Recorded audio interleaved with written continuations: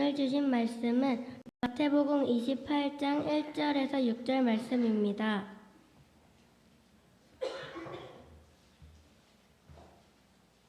안식일이 다 지나고 안식 후 첫날이 되려는 새벽에 막달라 마리아와 다른 마리아가 무덤을 보러 갔더니 큰 지진이 나며 주의 천사가 하늘로부터 내려와 돌을 굴려내고 그 위에 앉았는데 그 형상이 번개 같고 그 옷은 눈같이 희건을 지키던 자들이 그를 무서워하여 떨며 죽은 사람과 같이 되었더라. 천사가 여자들에게 말하여 이르되 너희는 무서워하지 말라. 십자가에 못 박힌 예수를 너희가 찾는 줄을 내가 아노라. 그가 여기 계시지 않고 그가 말씀하시던 대로 살아셨느니라. 와서 그가 누우셨던 곳을 보라. 아멘. 우리 옆사람에게 인사하겠습니다. 예수님 부활하셨습니다. 예수님 부활하셨습니다. 예수님 부활하셨습니다. 여러분 잠을 잘 주무셨나요? 오늘은 부활절 세대통합 예배 드리는데 어젯밤에 제가 잠시 걱정이 되더라고요. 우리 아이들이 주일학교 학생들과 같이 함께 예배 드리는데 알아듣지도 못하는 이야기를 듣는 것이 얼마나 힘들겠어요. 이러한 고민이 잠깐 되는데 제가 해답을 찾았습니다. 그게 뭐냐면 여러분들이 설명해 주시면 돼요. 선생님이, 부모님이 설명해 주시면 됩니다. 어느 날 우리 가정에서 이런 일이 있었어요. 제가 설교를 했는데 저희 자녀들이 엄마한테 물어보는 거예요. 아빠 설교하는데 설교할 때 그 내용이 무슨 이야기예요? 무슨 뜻이에요? 라고 이야기하니 제가 설명을 다시 하려고 했는데 그 순간에 저희 아내가 치고 들어오는 거예요. 그러면서 설명을 하는데 저보다 더 설명을 더 잘하는 거예요. 어떨 때는 내가 이렇게 설교를 잘했나 싶어요. 이렇게도 설명이 되는구나 라는 생각이 들더라고요. 그런 뜻이 있었어? 설교한 나도 내가 분명히 이렇게 설교 안 한 것 같은데도 여기서 설명을 너무너무 잘하니까요. 이해를 하더라는 거죠. 이러한 일들이 또 여러분의 가정 가운데서도 일어나기를 주님의 이름으로 축복합니다. 저는 우리가 예배를 드리고 여러분들이 가정에서 또 예배를 또 드리면서 또 우리가 어떻게 또 한 주간 동안 살아갈까 여러분 자녀들과 같이 나누고 또 그 기도 제목들을 가지고 금요 어노인팅 예배에 나와서 함께 기도하는 그런 시간들을 가지면 얼마나 좋을까라는 생각들을 하게 됩니다. 또 하나 더 있는데요. 또 하나의 방법이 뭐냐면 뭘까요? 우리 주일학교 학생들이 잘 주목할 수 있는 방법이 뭘까요? 그게 뭐냐면 전도사님들이 설교하면 돼요. 전도사님 설교하면 됩니다. 언젠가 제가 오후 예배 시간에 말씀드렸죠. 전도사님을 너무 좋아하는 그 어떤 아이에게 혼자 있길래 제가 찾아가서 인사했잖아요. 그러면서 그 친구의 이름을 불러주었는데 그 친구가 우리 전도사님들을 너무너무 좋아해요. 그런데 그 친구도 순간적으로 좀 헷갈렸는 것 같아요. 제 목소리를 듣고 전도사님인 줄 알고 너무너무 좋아했는데 제 목소리 듣고 전도사님이 너무 좋아했는데 누구야 하고 제 눈이 마주치는 그 순간에 얼마나 실망을 했는지 그 실망의 그 표정은요 지금도 제 뇌리에 박혀 있습니다. 그 표정을 잊을 수가 없어요. 아이들은 정직해요. 전도사님이 자기의 이름을 부르는 줄 알았는데 보니까 목사님인 거죠. 이탄이 있어요. 그게 뭐냐면 우리 교인 중에 주일학교 손녀가 있는 어떤 분이 있는데 제가 교회일로 통화하게 됐어요. 교회일로 통화를 하게 되었는데 이야기하다 보니까 교회 이야기하니까 그 손녀가 궁금하잖아요. 할머니 누구야? 할머니 누구야? 자꾸만 통화하는데 이야기하는 거예요. 교회 이야기하니까. 그 친구도 아마 전도사님하고 할머니가 통화한 줄 알았나 봐요. 그때 할머니가 한마디 하는 거예요. 자꾸 누구냐고 물어보니까 할머니가 한마디 하는데 뭐라고 했냐면 가만히 있어봐. 목사님이야. 그러니까 그 다음부터는 말 안 해도 알겠죠. 그 아이가 조용합니다. 조용해요. 누구냐고 물어보지도 않습니다. 제가 이런 사람입니다. 그래서요, 여러분, 눈높이 교육이 중요하고 부모의 교육이 중요한 것 같습니다. 우리 모두가 부활의 소식을 잘 듣고 또 눈높이에 잘 맞추어서 여러분 잘 전달해주고 가정에서 자녀들에게 잘 전해줄 수 있는 부모 세대가 될 수 있기를 주님의 이름으로 축복합니다. 우리 모두가 부활의 소식을 오늘 전하면서 나아갈 것입니다. 예수님의 부활이 우리에게 진정한 소망이 되는 것은 이 사건이 예수님 부활하셨습니다라고 우리 인사했는데 이것이 우리에게 소망이 되는 것은요, 이것이 이 사건의 사실이기 때문에 그렇습니다. 여러분 생각해 보세요. 아무리 좋은 말도 소망적인 말도 그렇게 이야기한다 한들 그것이 사실에 근거하지 않으면 우리에게 위로가 될 수 있어요, 없어요? 위로가 될 수 없죠. 여러분에게 좋은 이야기하고 여러분에게 위로되는 이야기 했는데 그것이 사실적인 것이 아니라면 어떻게 그게 위로가 돼요? 근데 부활의 소망도 천국의 소망도 우리에게 위로가 되는 것은 이것이 뭐죠? 사실이기 때문에 그렇습니다. 예수님께서 죄와 사망의 근세를 이기시고 부활하셨습니다. 사랑하는 여러분, 여러분은 예수님의 부활을 믿으십니까? 아멘이시죠? 우리가 예수님의 부활을 믿습니다. 그 증거들이 너무너무 많습니다. 이 짧은 시간에 다 이야기할 수는 없지만 몇 가지만 이야기해 보면 예수님의 제자들이 예수님께서 부활하셨다, 예수님 부활하셨다라고 외쳤습니다. 그랬더니 유대 지도자들이 뭐라고 이야기했죠? 예수 부활한 게 아니다. 예수님 부활한 것이 아니다. 지금 제자들이 거짓말하고 있다라고 이야기했습니다. 이에 제자들이 뭐라고 이야기합니까? 사실적인 거 이야기하면 됩니다. 예수의 제자들이 거짓말한다고 이야기할 때 예수님의 제자들은 사실적인 이야기하면 돼요. 뭘 이야기했죠? 우리 거짓말한 건 아닙니다. 우리 거짓말한 거 아닙니다. 빈 무덤을 우리가 보았습니다. 빈 무덤 보세요. 우리 거짓말한 거 아닙니다. 이야기하죠. 부활의 증거를 보여준 거죠. 예수님께서 말씀하신 대로 부활하셨습니다라고 이야기합니다. 저기에 빈 무덤이 있지 않습니까? 라고 말을 했던 거죠. 제자들은 본대로 말했습니다. 그랬더니 유대 지도자들이 또 뭐라고 꾸며내죠? 본대로 이야기했는데 유대 종교 지도자들이 또 이렇게 이야기합니다. 너희들이 예수의 시체를 훔쳐가서 빈 무덤 된 거 아니냐? 너희들이 예수의 그 시체를 훔쳐간 거 아니냐라고 이야기합니다. 여러분 어떻게 생각하세요? 이에 제자들이 또 뭐라고 이야기했을까요? 또 사실적인 이야기하면 되겠죠? 사실적인 이야기 뭐라고요? 로마의 군병들이 무덤을 지키고 있었는데 우리가 어떻게 훔쳐갑니까? 그 돌무덤이 얼마나 큰데요. 고고학자들이 그 당시에 돌무덤이 얼마나 컸냐면요, 한번 사진 한번 보여주시겠습니까? 이런 돌무덤이에요. 그 당시에 그 돌무덤이요 원형으로 덮여져 있었는데 그 무게가 무려 1.5톤 정도 돼요. 이렇게 돌로 된 무덤인데 어떻게 훔쳐가요? 군인들이 지키고 있었는데요. 그렇게 이야기했더니 군병들이 또 뭐라고 이야기합니까? 성경에 보니까 마태복음 28장 12절과 13절 말씀에 보면 한번 보여주시겠습니까? 이제 여자들이 부활하신 주님을 만난 거죠.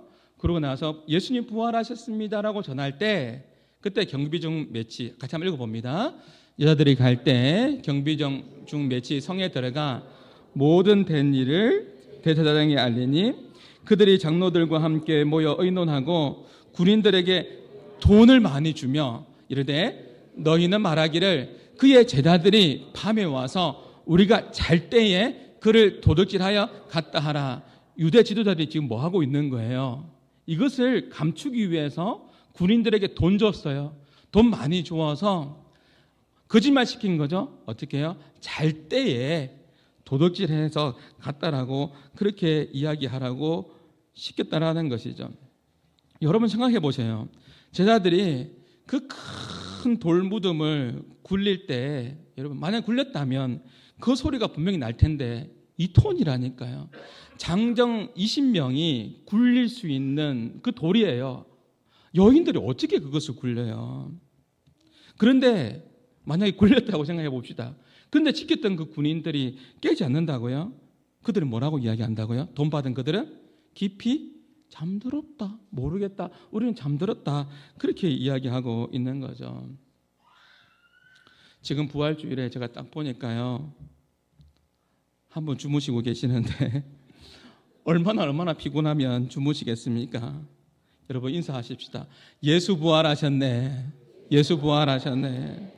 이렇게 하면 어떻게 돼요? 깨어나잖아요. 예수 부활하셨네. 이렇게 하면 깨어나잖아요.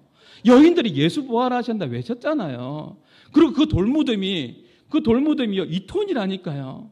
어떻게 그것을 움직일 수 있어요? 여인들이 말이죠. 20명이 굴려지는 그 돌무덤인데요. 근데 돈 받은 군인들이 뭐라고 이야기하죠? 깊이 잠들었다라고 이야기하죠. 예수의 부활을 믿는 첫 번째 확실한 증거는 빈 무덤이죠.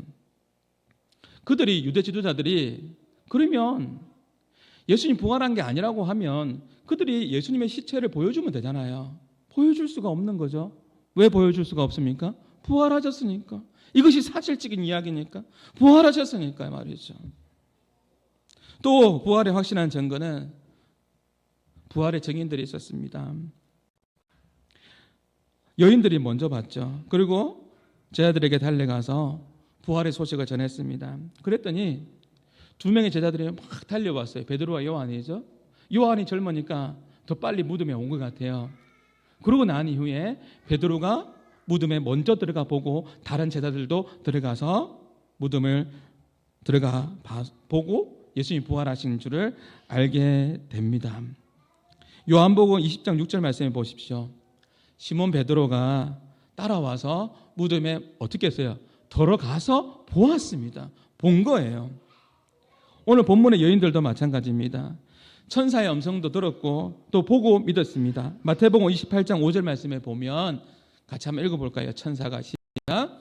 천사가 여자들에게 말하여 이르되 너희는 무서워하지 말라. 십자가에 못 박히신 예수를 너희가 찾는 줄을 내가 아노라. 여기 계시지 않고 그가 말씀하신 대로 살아나셨느니라. 와서 그가 누우셨던 것을 뭐라고요? 보라. 베드로, 요한, 여인들 다 보았습니다. 보고 믿었습니다. 여러분 생각해 보십시오. 그 당시에 돌무덤의 무게가 얼마만큼 된다고요? 적어도 1.5톤이 되는 거예요. 마가복음 16장 4절에도 이렇게 기록되어 있습니다. 같이 한번 읽어볼까요?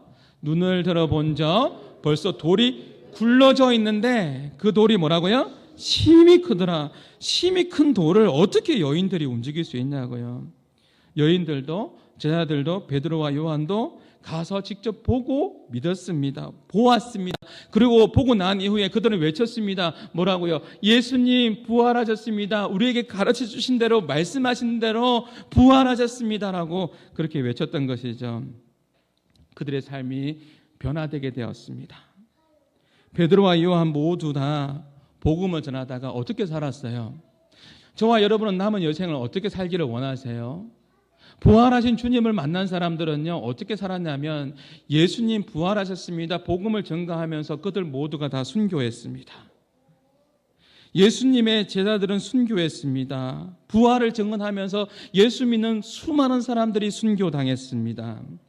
생각해 보십시오. 이것이 어떻게 가능합니까? 부활이 진리이고 사실이기 때문에 그렇습니다. 어떻게 거짓에 내 목숨을 내걸 수가 있습니까? 생각해 보십시오. 제자들이 무엇 때문에 자신의 예수님 부활도 안 했는데 제자들이 무엇 때문에 예수님 부활도 안 했는데 부활했다고 말하면서 그 거짓을 고하면서 순교당합니까? 왜 죽습니까? 눈에 넣어도 아프지 않는 자기 자식들을요 자기 자식들에게 예수님 믿으라고 이야기하고 예수님 부활하셨다라고 이야기하고 복음을 이야기하고요. 그 당시에 다 아시는 내용이잖아요. 예수 믿는 것 때문에 콜로세움의 원형 경기장에 예수 믿는 것 때문에 자기 자신뿐만 아니라 자기의 자녀들과 같이 함께 그렇게 순교당했습니다. 함께 죽었습니다.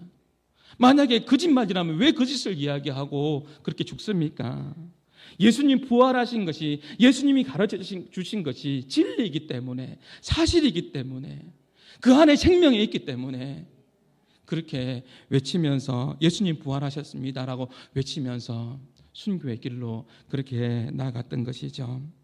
사랑하는 여러분, 부활의 증거는요 너무너무 많아요. 시간이 짧은 뿐이죠. 고린도전서 15장 1절 8절에 보면 바울은 분명하게 부활의 증인들을 소개하고 있습니다. 3절과 4절 말씀에 보면 같이 한번 읽어봅니다. 이는 성경대로 그리스도께서 우리 죄를 위해서 죽으시고 장사 지낸 바 되었다가 성경대로 다시 살아나사. 바울이 그렇게 가르치고 있죠. 부활의 증인들을 5절에서 그렇게 기록되어 있는데 누구에게요? 게바에게서. 시작. 게바에게 보이시고 후에 12 제자에게와 그 후에 500여 형제에게 일시에 보이셨나니 그 중에 지금까지 대다수는 살아있고 어떤 사람은 잠들었으며. 보세요. 게바가 베드로죠. 베드로에게 보이시고 12 제자에게 보이시고 그 이후에 몇 명에게요? 500명에게 보였는데 어떻게 해요? 동시에 일시에 500명이 봤다라는 거죠. 고린도전서가 기록될 그 당시에 AD 50년 중후반 때, 이때까지 성경은 뭐라고 이야기하죠? 지금까지 대다수는 뭐라고요? 살아있다. 예수의 부활을 본 사람들이 살아있다라고 이야기합니다. 살아있다라는 거죠. 물론 어떤 사람은 잠들었고 죽었고요. 분명한 것은요, 베드로도 12 제자도 500명이 일시에 보았습니다. 지금 그 당시에 살아있는 사람들도 있다라고 이야기합니다. 이렇게 부활의 증인들은요, 부활의 주님을 만나고 믿었습니다. 그랬더니요, 놀라운 변화가 일어났습니다. 부활의 주님을 만나게 되면 놀라운 변화가 일어나게 됩니다. 오늘 예배 가운데에 인격적인 예수님을 깊이 경험하는, 만나는 복된 예배가 될 수 있기를 주님의 이름으로 축복합니다. 부활의 주님을 만나면 변화가 일어나요. 어떤 분 중에 이런 생각을 하시는 분이 있을지 모르겠습니다. 저분은 저 문제만 풀리면 믿음이 생길 텐데, 이 문제만 풀리면 믿음이 생길 텐데, 그런 생각할 때가 있죠. 이번 일만 잘 해결되면 믿음이 생길 텐데, 하나님께서 지금 이 상황 가운데에 극적으로 뭔가 보여주시면, 극적으로 뭔가 일어나면 믿음이 생길 때라고 생각하는 분들도 있을 겁니다. 그런데 말입니다, 어떤 문제를 풀어주어도 믿지 못하는 사람들은요, 사실 믿지 않아요. 풀어주어도 믿지 않아요. 그런데요, 인격적인 주님을 만난 사람들은요, 변화되게 되어 있고 생명 걸고 예수님의 제자로 그 길을 따라갑니다. 기독교 찬양 인도자 가운데 김윤진 간사라고 있어요. 아시는 분들은 많이 알 거예요. 다니엘 기도회 때 찬양 인도하고 그렇게 하셨죠. 그 간사님이 이런 고백을 했습니다. 하나님 만나기 전에 너무나 힘든 시간들을 보내어서 수없이, 여러분 잘 몰랐을 거예요. 하나님 만나기 전에 힘든 시간들을 보내면서 수없이 자기가 자살 시도를 많이 했다고 하죠.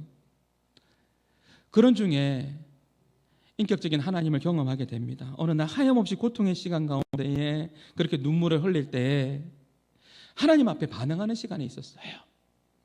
그러면서 인격적인 주님을 만나기 원합니다라고 간절하게 주님을 바라볼 때, 그 부활의 주님께서 그 김윤진 간사에게, 그 당시는 간사는 아니었죠, 그녀에게 찾아와 주셔서 선명하게 이렇게 말씀해 주었다고 합니다. 뭐라고 이야기했냐면, 윤진아라고요. 윤진아, 내가 널 위해 죽었는데 너가 죽으면 어떡하냐? 내가 널 위해 죽었는데 너가 죽으려고 하면 어떡하냐? 라는 분명한 그 음성을 들려주셨답니다. 그 인격적인 그 하나님과의 그 만남 가운데에 이제는 완전히 달라진 삶을 살기 시작합니다. 윤진아, 내가 너를 위해 죽었는데 왜 너가 죽으려고 하느냐? 이 음성 앞에서 소망이 생기는 거예요. 우리가 방금 전에 예배하면서 살아계신 주, 나의 참된 소망, 걱정 근심 전혀 없네. 왜 안 따라합니까? 살아계신 주님이 그녀에게 찾아간 거예요. 살아계신 하나님, 부활하신 주님께서 우리를 만나 주실 때 우리 가운데 뭐가 생기는 거예요? 소망이 생기고 회복함이 있고 사명의 길로 달려갈 수 있는 힘을 성령님께서 주시는 것이죠. 사랑하는 성도 여러분, 가장 강력한 기독교의 변정학은요, 기독교를 논리적으로 해명하는 것이 변정학이라고 이야기합니다. 가장 여러분 강력한 기독교의 변정학은요, 다른 것이 아니라 무엇이죠? 내가 하나님을 만났다라는 거죠. 저와 여러분이 하나님을 만났다라는 것이죠. 이것만큼 복음을 전하는데 좋은 것이 없어요. 우리 교회가 전도를 많이 하지 않습니까? 여러 가지 전도의 툴이 있어요. 저도 다 공부했습니다. 사형리로 전해보기도 하고 브릿지 전도도 해보기도 하고 전도 폭발로 제가 가르쳐보기도 하고 여러 가지 방법들을 많이 사용해 봤습니다. 우리가 금방 전도도 하고 붕어빵 전도도 하고 붕어빵 전도하는 교회들이 요즘 많이 있더라고요. 제 가까운 목사님이 그 이야기 하더라고요. 지난주 목요일 날에도 만나서 이야기했는데 제가 빨리 가야 돼요. 제가 붕어빵 전도해야 되는데 붕어빵에 인기가 너무 좋대요. 다른 데 파는 것보다도 팥을 가득 채워서 그렇게 주니까 너무너무 사람들이 좋아한다는 거죠. 우리가 여러 방법을 가지고 전도할 수 있지만 가장 강력한 전도는요, 바로 이것 같습니다. 내가 만난 하나님을 전하는 것이 가장 강력한 전도인 줄 믿습니다. 내가 만난 하나님을 전하는 거죠. 내가 만나서 변화되었습니다. 내가 만나서 새 힘을 얻게 되었습니다. 하나님을 만나서 죽을 영혼이 살았습니다. 이것처럼 강력한 것이 어디 있습니까? 예수의 사람들은요, 부활하신 주님을 만남으로 변화되었고 그들이 소망이 생겼고 회복되어서 사명 따라 그렇게 살았습니다. 우리 모두가 부활의 주님을 깊이 경험하는 오늘 복된 주일이 될 수 있기를 바랍니다. 말씀을 맺겠습니다. 부활의 증거와 부활의 증인들은 너무나도 많고 분명합니다. 부활은 우리에게 삶의 소망을 가져다 주는 것이죠. 제가 아는 분이 안산 동산교회 청소년 사역부 목회자로 있었는데요. 그 교회 고등부 아이들도 오래전의 사건이지만 우리가 기억은 하고 있습니다. 그때 그 사고로 생명을 잃은 학생이 있었습니다. 배가 기울어져서 가고 있을 때 한 학생이 핸드폰으로 엄마에게 기도를 부탁했습니다. 뭐라고 했냐면 지금 교회 다니는 아이들이 손을 붙잡고 함께 기도하고 있다라고 소식을 전했습니다. 그리고 곧 이어서 아빠에게 또 소식을 전했는데 나 좀 데려와 줄 수 없냐고, 무섭다라고, 나 좀 데려와 줄 수 없냐라고 소식을 전합니다. 그 아빠는 어쩌면 영원히 그 말을 가슴에 붙들린 채로 눈물을 흘리면서 살아야 될지 모르겠습니다. 그렇게 살 것 같습니다. 이런 비극과 이런 아픔은 그 아픔 앞에서 우리가 도대체 어떻게 이해할 수 있습니까? 우리가 이 땅에 살아가는 동안에 우리가 상상할 수 없는 아픔들이 여러분 삶 가운데 찾아왔고 또 과거에 찾아오지 않았습니까? 또 앞으로 또 우리 가운데 어떤 일들이 벌어질지 모르겠습니다. 꿈에도 생각해보지 못한 슬픔과 또 실패와 절망을 우리는 만나기도 하지만 사랑하는 여러분, 이것이 끝이 아니지 않습니까? 이것이 끝이 아니라는 거죠. 30년, 40년, 50년 후에 아니면 몇 년 후에 다시 우리가 천국에서 살아가는 사람들과 재회하고 영원히 이별 없는 그 땅에서 살 것이라는 그 소망 가운데 살아갈 수 있는 것은, 잘 들으십시오, 우리에게 무엇이 있기 때문에 그렇습니까? 부활의 소망이 있기 때문인 줄 믿습니다. 예수님께서 죄와 사망의 근세를 이기시고 부활하셨습니다. 누가 우리의 죽음의 문제를 해결할 수 있습니까? 아무도 해결할 수 없습니다. 죄와 사망의 근세에서 이길 자가 없습니다. 우리는 하나님의 말씀을 믿습니다. 예수님께서 죄와 사망의 권세에서 이기시고 부활하셨습니다. 우리는 그 부활의 주님을 믿습니다. 그렇기 때문에 우리는 죽음을 두려워하지 않습니다. 예수 믿는 사람들이 왜 죽음 앞에서 평안합니까? 죽음을 두려워하지 않습니다. 우리는 부활을 믿기 때문에 그렇습니다. 세상 사람들은 예수의 부활을 조롱하고 비웃습니다.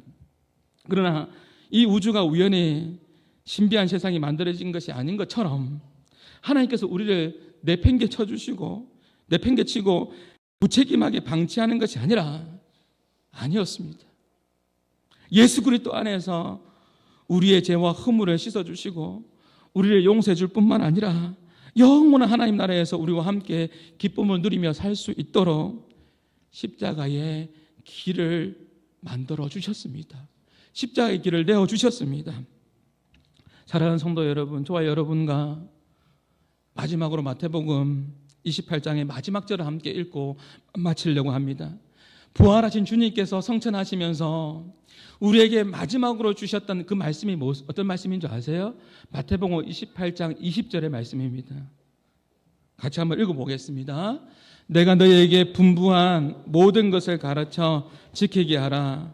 볼지어다 세상 끝날까지 너희와 항상 함께 있으리라. 여기 보면 세상 끝날까지예요. 여기 보면 세상 끝날 때가 아니에요. 물론 당연히 우주적인 종말이든지 개인적인 종말이든지 내 손이 마르고 내 심장이 멈추는 날이 와요. 저에게도 오고 여러분에게도 와요. 주님 앞에 서는 날이 반드시 오는데 말씀을 잘 보세요. 세상 끝날 때가 아니에요. 세상 끝날 때에도 물론 주님을 만나겠지만 부활하신 주님께서 성천하시며 우리에게 주셨던 이 말씀은 어떤 말씀이냐면 세상 끝날까지입니다. 원문에 보면 잘 해석할 수 있어요. 판타헤메라는 건데 이게 뭐냐면 모든 날들이라는 의미입니다. 원어적인 의미를 원어는 몰라도 되지만 의미는 알면 좋겠습니다. 모든 날들 가운데 월화수목금토일 주일 우리가 살아가는 우리가 숨쉬는 모든 날들입니다. 모든 날들 속에서 부활하신 주님께서 지금도 내일도 내 상처 가운데서도 아픔 가운데서도 영원히 함께 해주시겠다라는 것입니다. 아멘이십니까? 이것이 바로 세상 끝날까지입니다. 끝날 때가 아닙니다. 끝날까지. 과거의 은혜를 망각하지 마시고요. 그것을 기억하면서 제가 고난주간 특별 새벽기도 때 이야기했죠. 제가 이야기하고 마치겠습니다. 과거의 은혜를 잊지 않고 세상 끝날까지입니다. 부활하신 주님은요, 과거에만 부활하셨다가 아닙니다. 부활하신 주님께서 성천하시면서 세상 끝날까지 우리와 함께 하시겠답니다. 부활의 주님은 지금도 함께 하십니다. 과거에도 함께 하신 하나님께서 지금도 함께 하십니다. 또 우리와 영원토록 함께 하시겠다고 말씀하셨습니다. 그 부활의 주님을 기억하면서 과거에 주신 그 은혜를 기억하고 현재를 살아갈 때 부활하신 그 주님은 오늘도 우리와 함께 한다는 것을 기억하면서 다시 만날 그 주님을 기대하고 사모하면서 하루하루를 부활의 주님과 동행하면서 기대감 가운데 감사하면서 믿음으로 나아가는 우리 한마음 모든 성도들이 될 수 있기를 주님의 이름으로 축복합니다.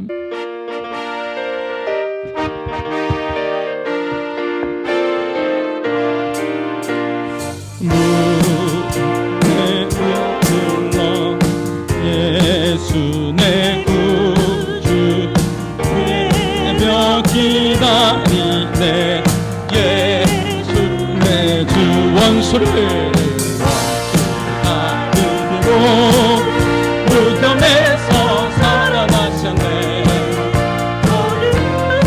우리 시고 나와서 함께 길이 다스리신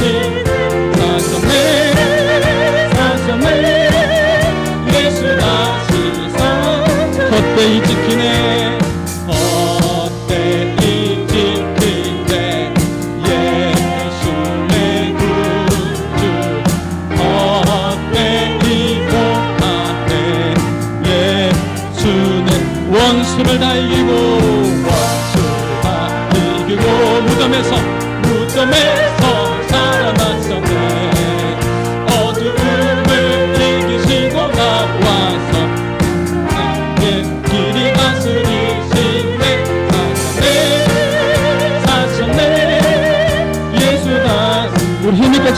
찬양합니다. 거기 못 가두네.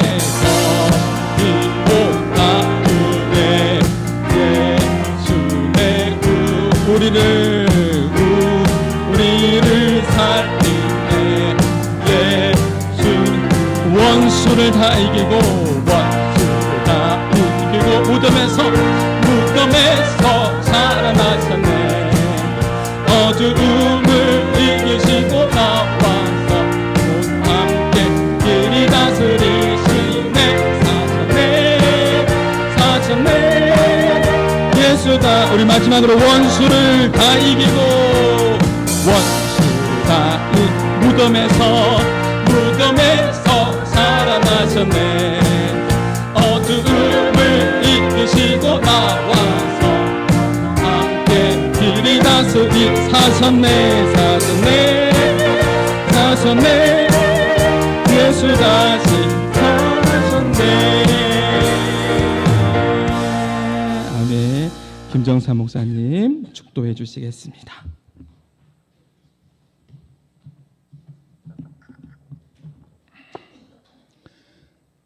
이제는 사망 권세를 이기시고 부활하신 우리 주 예수 그리스도의 은혜와 하나님 아버지의 크고 넓은 사랑하심과 성령님의 감화 감동하심이 저 천국을 향해서 오늘도 순례의 길을 떠나는 모든 성도들 머리 위에, 이 자리에 참석한 주의 성도들 머리 위에 이제로부터 영원토록 함께 있을지어다. 아멘.